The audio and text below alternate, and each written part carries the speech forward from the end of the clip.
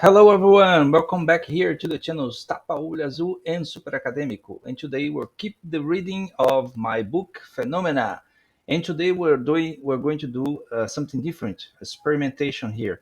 I'm going to play the reading by the AI from here of the edition app. So enjoy this reading. I tested out. It's okay. The reading is better than mine. And let's go. Let's go to this chapter 7 of Phenomena. Don't forget to subscribe both channels, give the likes, comment, share, and so on. And that's it. Friday's dinner, after I'd been in school for 2 weeks. My father had returned from a 3-day trip to New Haven. He'd gone to Yale to give a speech. That was a very unique opportunity. We had to gather around the table and eat as a family. Mom, as usual, reserved a chair for Donnie, as if she wanted to pay homage to him. I sometimes stared at that empty seat in hopes to see him again, but that never happened. My sister was the last one to sit at the table. "So, Mr. Casanova, who are you going out with tonight?" I stopped my fork as it was halfway into my mouth. I looked at Dad, but he seemed not to have heard the question. "What do you mean?" "I heard that you went out with Betsy Monroe last Friday. So, I thought you may already have another company for tonight." My father continued to ignore the conversation. Anne's ironical tone made me very nervous, but I tried to be politically correct. "She asked me out because of her interest in phenomena." Dad glanced quickly at Mom. "And are you, by any chance, an expert in that subject already?" "No, but I am very interested." Our parents were still eating quietly while Anne began to help herself to some food. "But you're going out tonight, aren't you? I saw the outfit on your bed." Dad finally looked at me. "Gosh. I am going to a lecture on campus. Eddie invited me." Dad finally said something. "What is the lecture on, Joseph?" The question silenced Anne's jibe, but I wished that Dad had not asked that question. "Well, Dad, it's about paranormality." That doesn't say a whole lot to me. And I really meant to say nothing. How could I explain to a skeptic one like my father that I would go listen to two men speak about photographing souls from the other world? "I don't know for sure, Dad. I'm going there to find out. Eddie said the speakers have published books. They're written in German, though." "All right, then. I hope you like it." Dad never interfered in our choices. He supported Donnie when he went to the boot camp. He also gave his full support to Anne when she decided to major in social service. And now he's supporting me. However, in my case, it felt as if he had a question stuck halfway down his throat. "What are you going to do with a degree in parapsychology?" And, no matter how I answered to that, it would never sound clear or even rational to him. But I just knew that he would never ask that. He would simply support me through the end. We remained quiet till we'd all finished dinner. Then we all had dessert and, after that, actually during dessert, Wayne came in and picked up Anne. It was funny how that guy changed the atmosphere at our home. While I was putting on my clothes, I would hear him and Dad talking about politics and economics.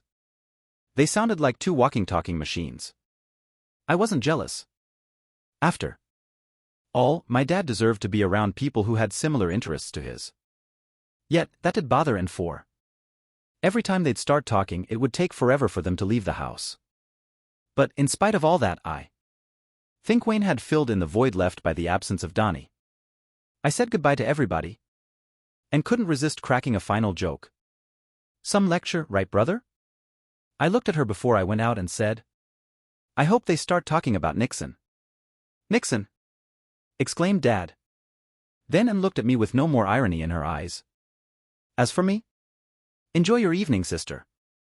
I left knowing she would have to bar with another 20 minutes of conversation, and that was enough for her to learn how to keep her funny comments herself. I got in the car with a wide-open smile on my face, but I also felt sorry for her. Nevertheless, I immediately started to focus onto the topic of the lecture. It was true that the two lecturers had only published books written in German, but Eddie got me some translated summaries from one of his professors. The method that the two scientists suggested to photograph a spectrum was similar to the way you take a regular picture.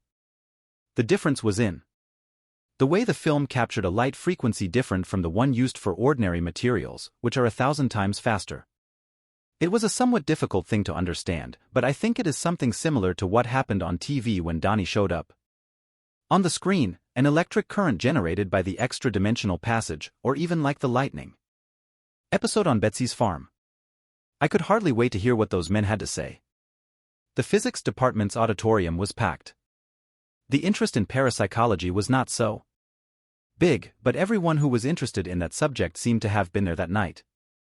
I spotted Eddie as soon as I got to the main entrance. He waved at me. He was surrounded by friends. Since he was a very cheerful and talkative guy, he was always surrounded by lots of people. However, he always managed to pay special attention to a friend. Both of us dribbled a lot of people in order that we could meet up in the middle of the audience. Joe. I was just waiting for you to come. I have great news. What is it? I had no idea of what could be. They will hand out information on a test that will take 6 students from here to attend summer school in Frankfurt at the end of the year. My eyes shone. It was a great chance to see the place where the German philosopher Hegel had the paranormal experience that changed his life, like what happened to me. And what will be on this test? You got me? General knowledge about the spiritual world? Eddie, be serious. I'd really like to go. I know. That's why I'm telling you about this. People here aren't very considerate with freshmen. You would probably find out about that only on the day of the test. He was right though. Thank you, man. And what about you, aren't you going to give it a shot? I don't think so. Germany is not the kind of place I would like to visit. Besides, I always end up having to take a makeup test at the end of the school term. I laughed at the laid-back way he looked at things. Come on. Let's sit down. As soon as they start. To pass out the brochures, I'll grab one for you. Okay. Then we proceeded towards the seats. Hey Joe. Look who's here. I turned around and saw Betsy. We waved at each other. We became friends. Eddie was like Anne. He would never miss out on anything. We sat down and waited for the lecture to start. Eddie and I were sitting right up front, in the 3rd row, along with other senior students. The few students from my classes that I saw in that area were also sitting by the seniors. I figured the rest of them were somewhere in the back. Poor freshmen. The 1st row was totally taken by the professors from the departments of parapsychology, psychology, and physics. They probably wanted to show how interested and informed about the subject they were. Yet, as far as I knew, none of them had ever witnessed any phenomenon like I did. And nowadays I believe that is the only thing that really does away with any doubts a scholar might have, like what happened to the physicists around the world when the first atomic bomb was used. There is nothing more efficient in order to prove a theory than the witnessed evidence of its truthfulness. The 2 German scientists finally arrived and began to lecture. We had to count on the help of translators, because they spoke in German. In a way, it was frustrating for me. They thought a complete lesson on photography and exhibited some slides with certain white stains that they tried to convince us that were spectra. Whether or not they really were ghosts, I don't know. All I do know is that many people went back home without having bought into the paranormal phenomena recording business. As for me, I found the technical aspect of their lecture rather elementary, but I think the scientists themselves didn't know exactly what they were doing. Anyway, they gave us food for thought. At the end, they passed out brochures containing information about the test to sophomore students like Eddie. He gave me his. Indeed, in my opinion, that had been the only actual profit in the whole entire evening. Now I had to rush to prepare for it. After all, the test would be given out within 2 months and I would have to compete with seniors.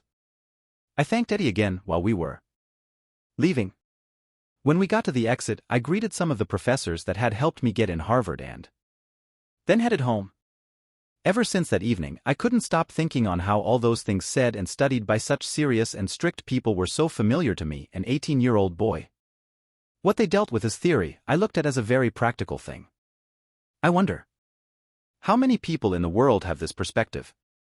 I never dared to feel superior to any of those people, but the truth was that with my awareness regarding my brother's vision, a lot of things was forthcoming.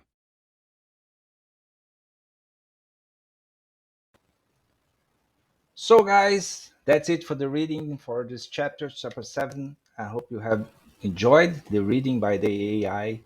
I actually enjoyed, not just because I have to speak, but because it sounds very nice, very nice. And don't forget to subscribe both channels, give the like, comment, share, and keep reading, keep watching the videos in both channels. Thank you for watching. See you next time.